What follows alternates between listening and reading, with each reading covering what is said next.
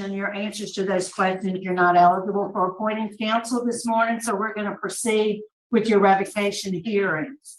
I will read the allegations against you, after which you'll enter a plea of guilty or not guilty, and then we'll have a discussion about your plea. You have your wife, Miss India, who is here, and she's asked to speak. We'll call on her at the appropriate time to do so. Okay, you're accused of violating the conditions of your parole, specifically condition number 2. You failed to report as directed to your supervising officer for the months of April, May, June, and August 2022. How do you plead, guilty or not guilty? Not guilty. Okay. Condition number 4, you are in violation of this condition as evidenced by the fact you obtained new misdemeanor and felony charges during parole supervision. On September 21st, 2022, Monroe Police Department arrested you on a warrant for simple battery, hit and run, and damage to property. Offenses committed on or about May 19th, 2022. On April 13th of 2023, you pled guilty to hit and run. How do you plead to violating condition number 4 in that situation? Not guilty. Okay, and then condition number 4 again, on October 11, 2022, Ouachita Parish Sheriff's Office arrested you on a warrant for aggravated assault upon a dating partner, aggravated criminal damage to property, possession of a firearm, or carrying a concealed weapon by a person convicted of certain felonies. Those offenses were committed on or about September 23rd, 2022. How do you plead to violating condition number 4? Not guilty. And then condition number 10, you have a current supervision fee arrearage of $1,008 and processing fee arrearage of $65. No payments have been made. How do you plead to violating condition number 10? I plead guilty. I plead guilty. Okay. Would you answer Mr. Roche's questions, please? Yes, ma'am. Thank you, Madam Chairman. Mr. Looney, good morning. How you doing?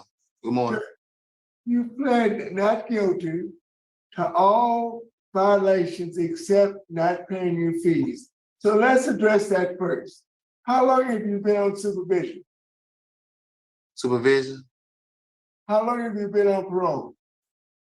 When I was out for 10 months, so it was 10 months. So in 10 months, and what type of employment did you have? I worked for the city. City of, what city? Monroe. And what did you do for the city of Monroe? Beautification. And you got paid every 2 weeks, right? Every week. So you got paid every week. You got paid 4 times a month. Yes, sir. Yes, sir. And you didn't even pay the $65 initial fee to enroll in supervision. Yes, sir. My parole officer told me. No, don't tell me what your parole officer told you. Tell me why you didn't pay your fees. Because my parole officer informed me that I could pay it every month, or I could wait till the end of the year when taxes been took out, as long as I'm working, and they'll take it out. Of course, and I'm gonna tell you, Mr. Little, I don't believe that for 1 second. That you can pay your supervision fees by the year. So why didn't you pay your supervision fees? And don't tell me your parole officer said you could pay at the end of the year. I mean, that's what he told me. Okay. And that's what I was planning on doing. Okay. That's how I was planning on paying. Okay. Okay. Great. Mr. Looney, you pled guilty to the first violation in condition 4, but you pled guilty to hit and run in court. So why did you plead not guilty and you pled guilty to the crime and you were sentenced? I pled guilty to the hit and run because I bumped the car. I did bump the car, but I didn't really know I hit the car until they called me and told me that I hit his car. I didn't know I had a warrant for it. You know what condition 4 states on your parole contract? No, sir. That you should not commit any criminal activities or be convicted of any crimes while you're on supervision. Yes, sir. You pled guilty to criminal activity, which basically violates your supervision. Okay, let's address number 2, failure to report. Why didn't you report and do your monthly reports? It was some months that like it was hard to get up there. I didn't have a car or anything. You know, sometimes I walked to work. Yeah, like, and my parole officer, he used to pull up, he used to drive to where I was and things like that. He told me if I couldn't make it up there, he'd just drive to where I'm at and make sure I'm doing what I'm doing. Okay. So basically, you signed a contract and said that you would report monthly and you would do monthly reports, and you failed to do that because you didn't have transportation. No, sir. Is that the reason why? No, sir. What was the reason that you didn't report and you didn't do your monthly reports? He told me if I was unfortunate enough to come up there, he'll come drive to me. Okay.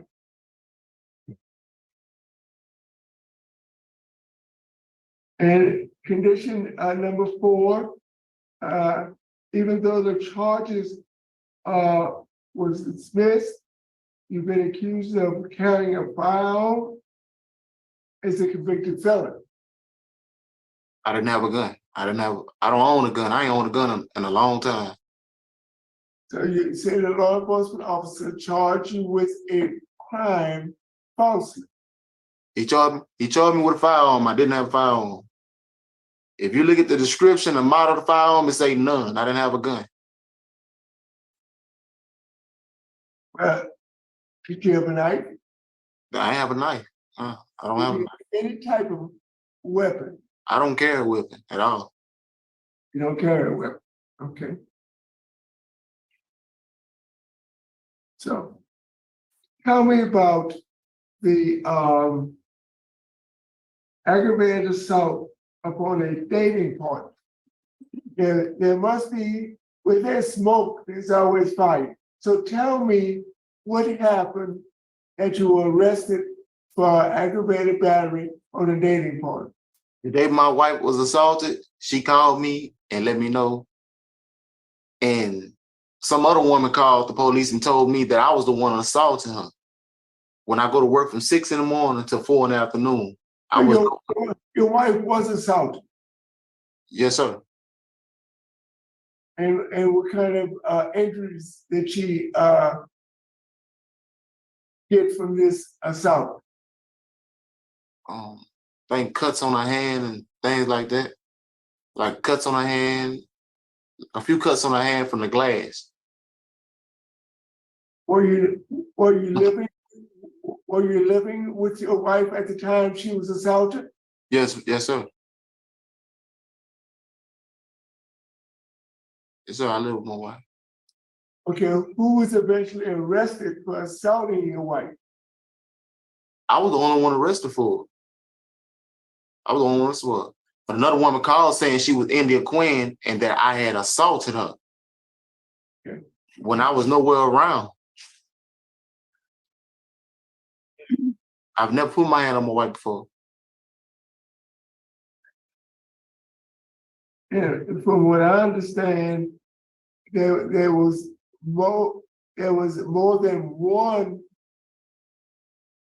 charge of assault on your wife. Is that true? More than one? More than one assault on your wife. For this charge? This charge or another charge? For this charge, I had one assault, possession of a gun I didn't have, and damage to property. And what was the damage to property concern? I guess it's the glass. The glass was broken. Madam Chairman. I have questions. Young man, according to the report that we have, this incident happened on 9/23 of 22. Is that correct? Yes, ma'am. Report that I'm reading doesn't state a time, so I can't debate you on the time part. But the victim in this case said that her boyfriend was mad at her. The victim did not want to name you at first in this case, but the officers on the scene observed dry blood on the victim's hand and clothing. They also observed a wooded hole in the front windshield, the front driver's seat headrest, and the top part of the back seat. 2 expended rounds were located inside the vehicle. So your statement to us today is you had nothing to do with that. I had nothing to do with that. I never do anything like that to my wife. Okay, and there's an indication in the record that on May 19th of 2022, you had been out of jail 4 months. You got out in January, almost 5 months or so. There was another incident between you and India, and that charge was dismissed as well in Monroe City Court on June 22nd of 23. You don't recall that either? Yes, ma'am. Me and him had an argument, a little fallout. We had no fight. Like I never put my hand on my wife before. It was something that the police was called, and you got arrested. Yes, ma'am. In my eyesight, that's not little. It's not little when the police have to come and deal with Yes, something ma'am. between 2 people. That's not little. Yes, ma'am. So now when we read this in September, well, it does say 10:23 hours. It does say that. So it was like, what time is that? 10:20. It's in the morning. Okay. All right. It was 10 o'clock in the morning. So we don't have your time sheets to know if you was at work that day. We're not going that far. We don't have that. But it was at 10 o'clock in the morning. So you said you were not there. You don't know nothing that happened. Talking about with the gun incident? Yeah, but I just read to you that when No, ma'am. No, ma'am. she didn't want to name the person, but they observed dry blood on the victim's hand and on the clothing. And the victim is being India now. Yes, ma'am. No, ma'am. I never do anything like that to my wife. No, that's And no. so if you're not mad at somebody that you plan on getting who did this to India, there's no beef with that person. You sitting here and telling us you're not mad at I nobody. mean, Somebody that was another issue. I mean, yeah, I wanted whoever did it to my wife. I mean, yes, ma'am, but it wasn't me. Okay. And you indicated that you had never been around a gun, but according to the police report, it shows prior conviction of possession of a firearm by a convicted felon on April 10th, 2018. You denied that. You told Mr. Roche you never had a gun. Since I've been out. Okay, we changed I've been that. out. Since you've been out, but you said you never owned a gun, something to that effect. But in 2018, you had a gun. No, I meant since I've been out, Okay. I haven't had a gun. Okay. I don't want to be around nobody with a gun. I don't be around guns. I don't drive and do nothing. In your words, why are you in jail? Possession of firearm. I know why. Yeah. What's the incident behind that? Why are you in jail? Why I'm in jail? Mm-hmm. Because a woman called and said I was the one who did it to India Queen. She said she was India Queen and said I did it to her. Oh, okay. Were you cheating on India around this time? I mean, no, ma'am. No, ma'am. Okay. That sounds like somebody who's been slighted would do something like that. And what's concerning to me, you just got out on parole on January 11th of 2022. You had a May incident and a September incident. So do you want to be on parole? Do you want to be out? Yes, ma'am. Yes, ma'am. Your name don't need to be on police reports if you want to be on parole. You want to stay out. Yes, ma'am. What's your offender class? My offender class? Uh-huh. How many times you been convicted of a felony? 3. How much time do you think you spend in jail? Total in your lifetime?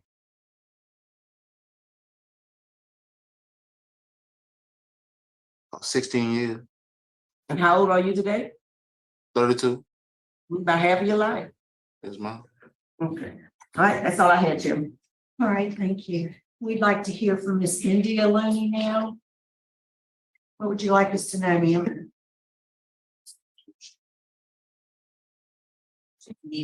You're muted, ma'am.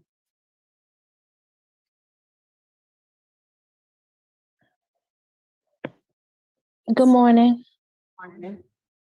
Hey, I'm India Looney. I want y'all to know that I really need Walter Looney to come home. We have a daughter. He's been gone most of his life.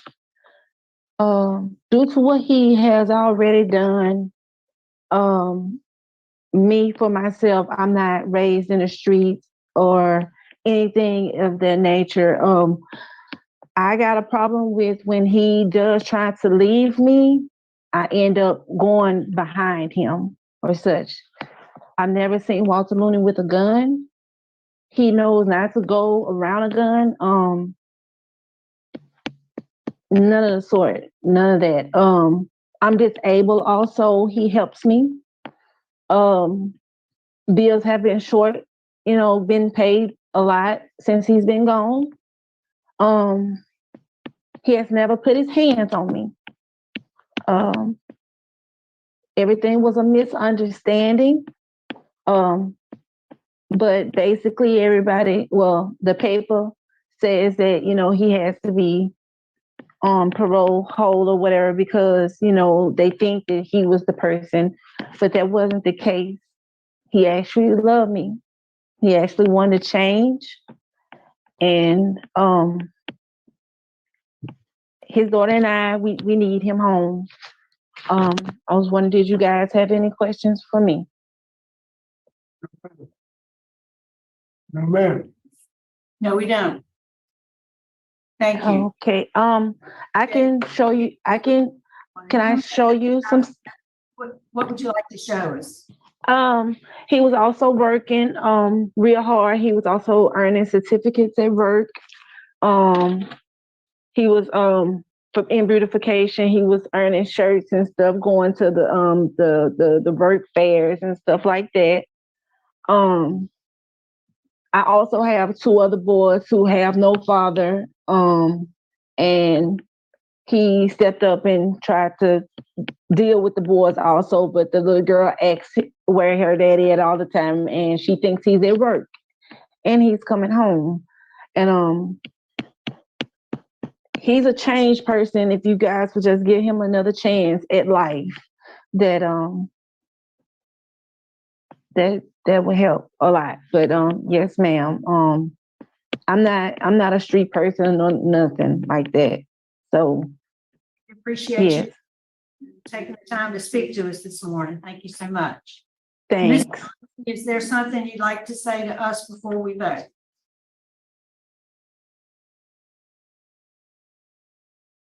Do you have a statement you'd like to make to us?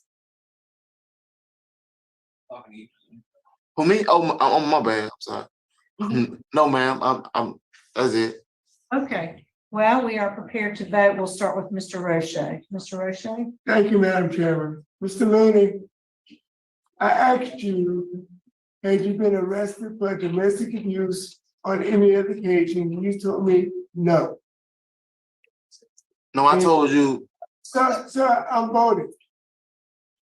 You were just given a chance to make a statement, and you made your statement. I asked you about a gun. I've never owned a gun.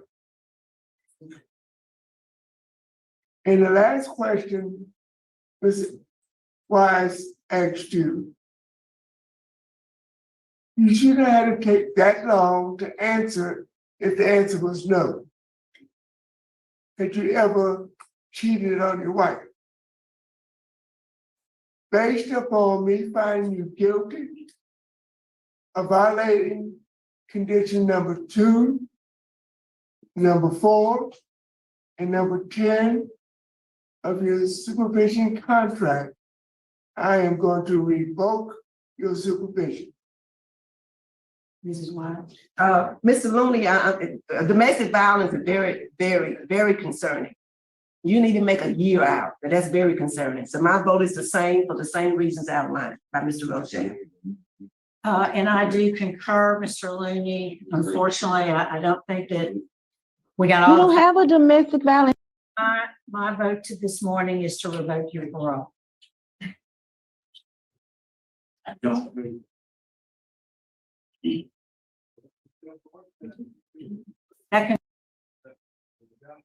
We'll move on. It's 8:51. Thank you so much.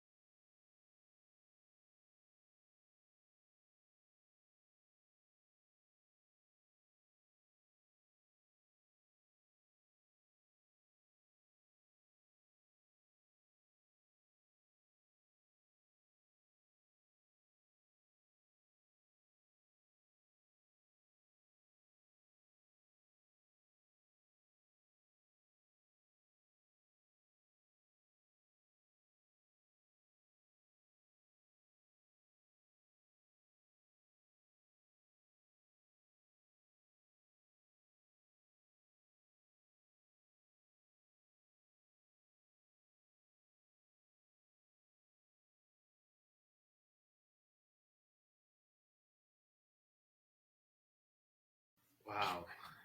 There's I mean, what to unpack here? A third time felon. So we don't know exactly we don't know how much time he's backing. But if I had to guess, being that he's a third time felon, he's probably backing a lot of time. I mean, you get the habitual offender. Now he doesn't have any new charges or felony charges, so this isn't going to necessarily add more time to a sentence, but it might be 10 more years he has to serve. It might be, not entirely sure. Something that stuck out to me on this one was how Mr. O'Shea said, Miss Wise asked you if you've ever cheated on your wife. And of course, that's not a violation of your parole. That's not breaking the law. I think Mr. O'Shea was saying that so his wife could hear it. Now, you kind of saw the board just looking at his wife, and we've seen so many parole revocation hearings where it's DV that brings the person there. We've seen many hearings where it is fake DV, where he's leaving her, where there's something that happened where she makes it up intentionally to get him locked up. And we've seen many where they claim that she made it up. And usually the board does a good job at depicting the act, whether they're pretending it was made up or not. And in this case, and we see cases, where I think like this one, where she shows up and says, "Oh no, it wasn't him." And I think the most simple way of coming to that conclusion is that if he wasn't home, he would, like the board member brought up, he can prove it. He would have a timestamp at work. You can just say, "It wasn't me. Here's my timestamp. I checked in. I checked out. Problem solved."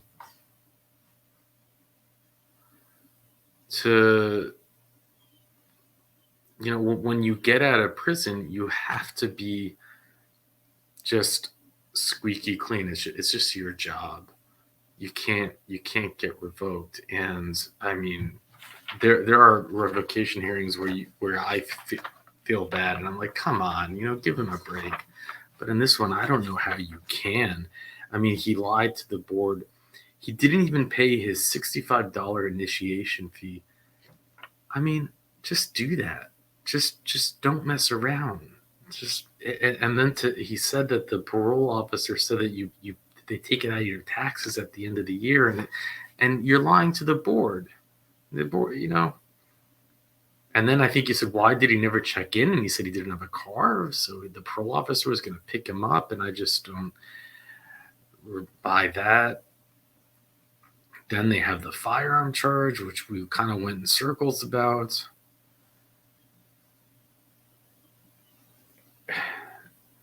And then to find out that he's a 3-time convicted felon at the age of 32, and he spent 16 years incarcerated. That's hard to even wrap one's mind around. 16 years. I mean, half his life, that's just 0 to 16. And it's sad. It is. It's tragic. I don't.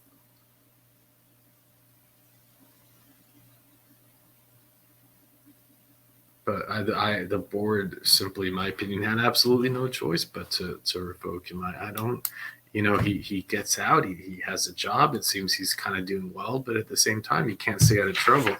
He says he didn't know he got into a car wreck. I mean, there is no way you get into a hit and run where the police will actually go and do proper reporting to find who the driver was of the car and then get a warrant out for you, unless it's a legitimate hit and run, unless you knew you hit a car. If it's a little bumper where there's a little nothing, then they're not going through that trouble. They had to do eyewitness police report and follow through on it because there had to have been enough damage. That's just my opinion.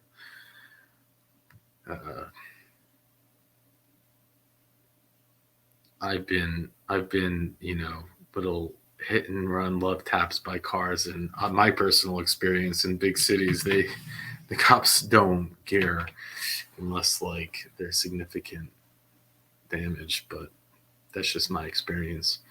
Anyways, I tried to look up,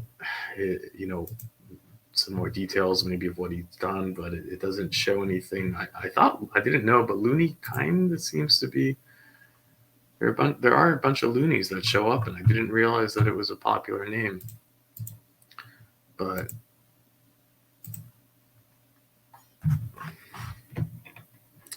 now his wife's left with 3 children and no father figures, and